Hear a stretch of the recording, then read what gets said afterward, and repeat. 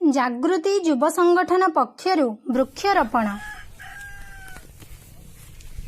सबुज ओडिशा सुस्थ ओडिशा लक्ष्य नहीं बालेश्वर जिला बस्ता ब्लॉक इर्दा ग्राम पंचायत अंतर्गत भीतर ब्रह्मोत्तर ग्राम रे वृक्षरोपण करा जायथिला। संगठनर सभापति देवेंद्र घोष, इर्दा ग्राम पंचायतर सरपंच देवी प्रसाद भंज, समिति सभ्य राधाकृष्ण मैकाप, संगठनर सदस्य रामप्रकाश मंडल, बलराम सामंत प्रमुख वृक्षरोपण करथिले।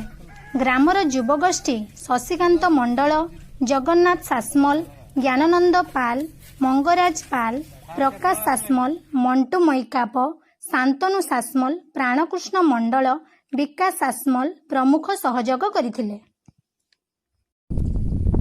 आज जागृति युव संगठन तरफरु इर्दा ग्राम पंचायतर भीतर ब्रह्मोत्तर ग्राम रे आमे वृक्षरोपण करिलु। एठारे सरपंच समिति सभ्य एवं समस्त ग्रामर युवगोष्ठी ए भाई माने समस्ते हमकु सहयोग कले। सहयोग करथिबारु सरपंच समिति सभ्य एवं ए भाई मानकु विशेष आमे धन्यवाद अर्पण करूछु।